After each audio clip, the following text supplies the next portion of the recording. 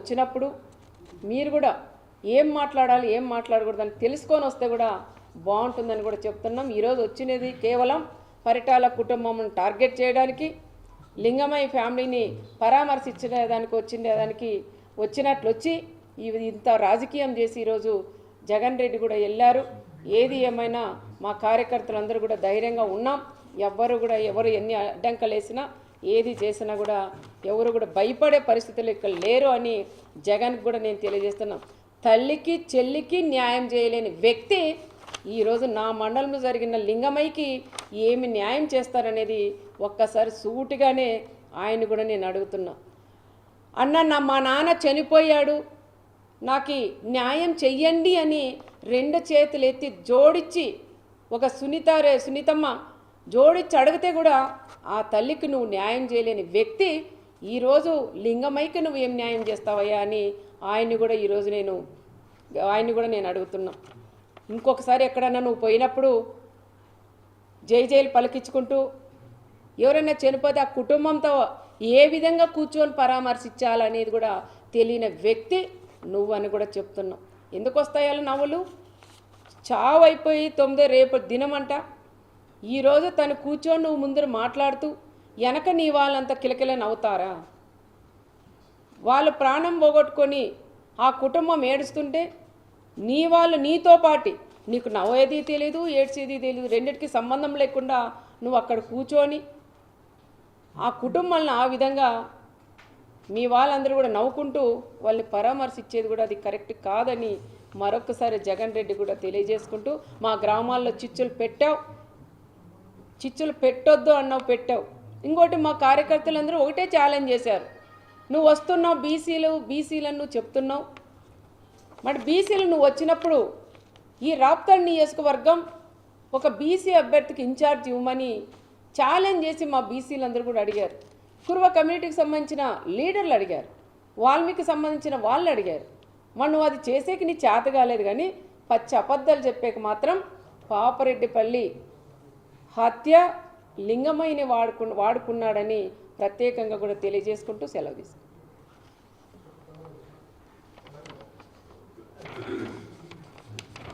ఒక పోలీసులను టార్గెట్ చేసి మాట్లాడడం, అది బీసీ ఎస్ఐని టార్గెట్ చేసి మాట్లాడడం ఎలా చూస్తారు?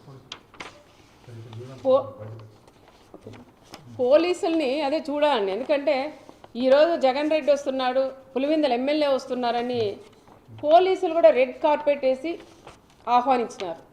ఆ రోజు మా నాయకుడు చంద్రబాబు నాయుడు గారు ఎక్కడికి వెళ్ళినా దాదాపు 74 సంవత్సరాలు క్యాన్వాస్ ప్రచారాలకు ఏదైనా ప్రోగ్రాములు పోయినా లైట్లు ఆఫ్ చేసి నడిపించిన రోజులు కూడా మేము కళ్ళారా మాకు కళ్ళకు కట్టినట్లున్నాయి. ఆ విధంగా మేము కూడా చేయకోకుండా జగన్ రెడ్డి వచ్చినప్పుడు రెడ్ కార్పెట్ వేసి పోలీసుల్ని ఎక్కడ ఇబ్బంది లేకోకుండా వచ్చిన వాళ్ళ కార్యకర్తలు కూడా పంపించమని చెప్పిన నాయకుడు మా నాయకుడు చంద్రబాబు నాయుడు గారు. పోలీసు కూడా అదే విధంగా చేశారు. మరి పోలీసుని ఎందుకు టార్గెట్ చేస్తున్నారు అర్థం? అంటే నీకు రెడ్ కార్పెట్ వేసిన దానిక, లేదంటే ఎక్కడ వాళ్ళు అక్కడ కట్ చేసింటే నీ దగ్గరకు ఒక పిల్లకుండా కూడా నీ దగ్గరికి రాదు. ఆ విధంగా చేసే శక్తి మా అన్న చంద్రబాబు నాయుడులో ఉంది. మరి ఈరోజు పదే పోలీసుని కూడా చేస్తున్నారు. ఒక ఎస్ఐ అండి, ఒక బీసీకి సంబంధించిన ఒక ఎస్ఐని ఆయన ఎందుకు టార్గెట్ చేస్తున్నారో అర్థం కాల. ఆయన పదే ఒక మాజీ సీఎం లెవెల్లో ఉండే వ్యక్తి ఒక బ్రోకర్ అంటాడు, ఒక ఎస్ఐ వచ్చి మన వీడియో కాల్లో మాట్లాడించినామంటారు. మన ఆ ఎస్ఐ కూడా ఎన్ని కష్టాలు పడుకొని చదువుకొని తల్లిదండ్రులు కూడా ఎంత కష్టాలు పెట్టి చదివించింటారు. ఒక ఎస్ఐ అయితే ఎస్ఐది ఏముంటుందండి, పై స్థాయి వాళ్ళు ఏం చెప్తే చేసేవాళ్ళు. ఆ ఎస్ఐని ఏదో రకంగా ఆ తోపు చెప్పిన మాటలని విని ఆ ఎస్ఐని ఏదో రకంగా సస్పెండ్ చేయించాల. నీ గవర్నమెంట్లో ఉన్నాడు, 5 ఏళ్ళు ఆయన్ని పక్కన పెట్టేశావు. మళ్ళీ ఈ గవర్నమెంట్లో ఆయన కరెక్ట్గా జాబ్ చేస్తుంటే ఈ రకంగా మళ్ళీ వీడియో కాల్లో మరి ఒకరితో పలికిచ్చు. నువ్వు ఒక అబద్ధం చెప్పేది కాదు, వీడియో కాల్లో మాట్లాడిచ్చాడు ఎస్ఐ అని చెప్తున్నావు. మరి ఒక్కరితో అయినా మీరు పలికించగలరా? అనవసరంగా మీరు పోలీసుల మీద కూడా పోవడం అది తప్పు అని చెప్తున్నాం.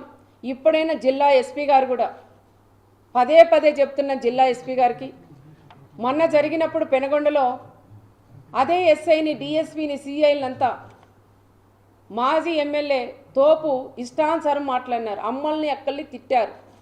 మరి ఆ రోజే ఎస్పీ గారు స్పందించి పోలీసులు ఈ విధంగా అరిశారని సీరియస్నెస్ తీసుకొని సీరియస్గా ఏదైనా వార్నింగ్ ఇచ్చింటే ఈరోజు ఇంతవరకు వచ్చేది కాదని నేను ఎస్పీ గారికి కూడా చెప్తాను. ఇప్పుడైనా తల్లి, ఇప్పుడైనా మీరు మేల్కొని పోలీసు కూడా మీ ద్వారా మీ నుంచి మీరు పెద్దలు అయిపోతున్నారు. కింద ఉండేవాళ్ళు, కింద స్థాయి వాళ్ళు ఎస్ఐఎల్ సిఐఎల్ కానిస్టేబుల్ ఉన్నారు, వాళ్ళందరూ కూడా ఇబ్బందులు పడుతున్నారు. వాళ్ళకు ఒక భరోసా ఇవ్వండి, ఒక ధైర్యం ఇవ్వమని మన ఎస్పీ గారికి కూడా నేను తెలియజేస్తున్నాను.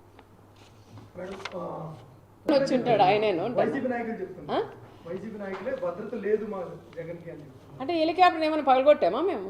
వాళ్ళకని అంటే ఆయన మాట్లాడేది చిన్నపిల్లోడా పెద్దోడా సీఎమ్మా మాజీనా ఏమో అర్థం కావట్లేదు. ఆయన ఒక పులివెందుల ఎమ్మెల్యే, ఆయన అంతమంది పోలీసుని పెట్టాల్సిన అవసరం లేదు. ఒక ఎస్ఐ, ఒక 4 కానిస్టేబుళ్ళు, ఒక సిఐ ఉంటే చాలు.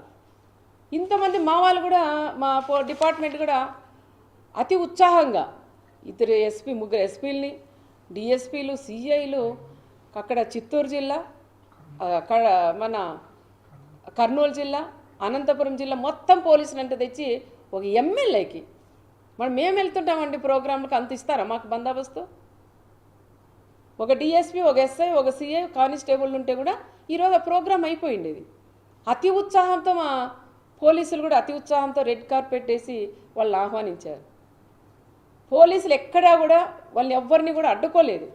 ప్రతి ఒక్క కార్యకర్త వాళ్ళు అడ్డుకోకుండా వచ్చినారు. అడ్డుకోంటే అంతమంది ఎవరు కూడా రారు. అనవసరంగా వాళ్ళ టీవీ, వాళ్ళ ఛానళ్ళు ఉంటాయి కొన్ని, ఆ ఛానళ్ళు సాక్షి వాళ్ళైతే మండలానికి ఎవరు వచ్చినట్లున్నారు, ప్రతి ఒక్క వీధుల్లోనూ పెడుతున్నారు. అడ్డుకున్నారు. ఎక్కడ అడ్డుకున్నారయ్యా? మీ సాక్షి వాళ్ళు ఎవరైతే ప్రెస్ వాళ్ళు ఉన్నారో దమ్ముల మీద చేసుకొని మీరు చెప్పగలరా జగన్ రెడ్డికి పోలీసులు అడ్డుకున్నారని? పోలీసులు అడ్డుకున్నారని అది జనాలు రాక ఆ రకంగా కూడా చెప్పుకున్నారు. రెండోది వచ్చేసి హెలికాప్టర్ ఏదో అర్థం చేయలేదు, ఎవరు తెలుసు అది? ఇంకా దాంట్లోకి ఎక్కినాక పరిటాల వాళ్ళు దాన్ని పగలగొట్టినాడని ఆ తోపు చెప్పలేదు. ఇంకా చెప్తాడేమో అది కూడాను, ఏదో పైనింటి రాయి ఇసిరిందాయమ్మా దానికి పోయిందని. నీకు తెలియదు హెలికాప్టర్ ఎట్లా ఉందనేది? అదే పనిగా నువ్వు రోడ్డు మీద పోవాల, బై రోడ్ ఇట్లని జనాలందరికీ ఇట్లా చేతులు పోవాలన్న ఆలోచనతోనే హెలికాప్టర్ చూపిస్తూ ఆయన ఈ విధంగా